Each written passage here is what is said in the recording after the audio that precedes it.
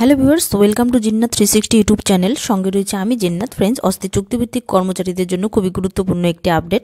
মুখ্যমন্ত্রী মমতা বন্দ্যোপাধ্যায় রাজ্যের অস্থায়ী চুক্তিভিত্তিক কর্মচারীদের জন্য বিরাট সুখবর দিলেন এবং রাজ্যের যারা অস্থায়ী চুক্তিভিত্তিক কর্মচারী রয়েছেন আইসিডিএস, আশা, সিভিক, বিআরপি থেকে শুরু করে আইসিটি, মাদ্রাসা, পৌরসভা, এসএসকে, এমএসকে, প্যারাটিচার থেকে শুরু করে সমস্ত সেক্টরের অস্থায়ী কর্মচারীদের জন্য কিন্তু স্থায়ীকরণের একটা নির্দেশ জারি করা হয়েছে সরাসরি নবান্ন থেকে। তো আজকের এই আপডেটটি শুরু করার আগে আপনাদের কাছে ছোট্ট একটি রিকোয়েস্ট, আপনারা যদি এই চ্যানেলে প্রথমবার এসে থাকেন তাহলে অবশ্যই চ্যানেলটিকে সাবস্ক্রাইব করে নোটিফিকেশন বেলটি অল করে রাখবেন এরকম লেটেস্ট আপডেট ভিডিও সবার আগে পাওয়ার জন্য।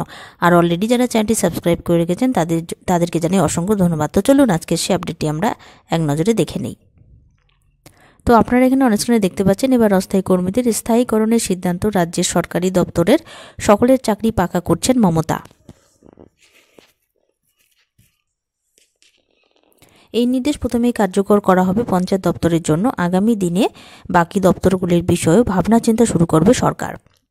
প্রসঙ্গত, রাজ্যের একাধিক দপ্তরের মধ্যে পঞ্চায়েতে অস্থায়ী কর্মীর সংখ্যা সবচেয়ে বেশি। তথ্য অনুযায়ী শুধুমাত্র পঞ্চায়েত দপ্তরেই প্রায় 15,000 শ্রমিক অস্থায়ী হিসেবে কাজ করেন। তাদের স্থায়ী করার জন্য ইতিমধ্যে নির্দেশিকা জারি করেছে রাজ্য সরকার। ওই নির্দেশিকায় বলা হয়েছে, পঞ্চায়েত দপ্তরের যে সমস্ত কর্মীরা অস্থায়ী হিসেবে টানা 2 বছর ধরে কাজ করছেন তাদের বিশেষ প্রক্রিয়ার মাধ্যমে স্থায়ী করা হবে। কি সেই প্রক্রিয়া? অস্থায়ী কর্মীকে প্রথমে 1 বছরের জন্য প্রবেশনারে রাখা হবে। যারা ভালো কাজ করবেন তাদের পরীক্ষায় বসানো হবে।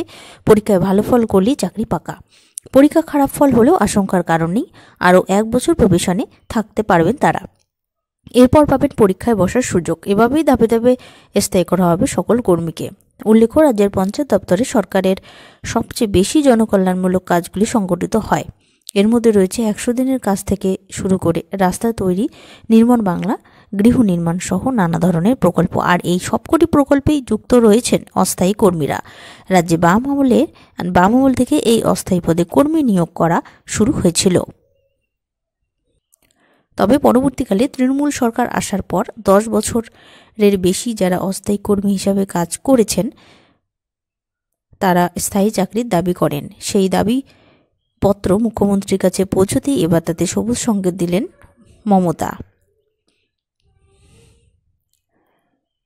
পঞ্চায়েত মন্ত্রী জানিয়েছেন, এতজন কর্মীকে স্থায়ী করতে যে অর্থের প্রয়োজন তা তার দপ্তরের কাছে নেই। সে কারণে মুখ্যমন্ত্রী অনুমতি অপেক্ষারত রয়েছে।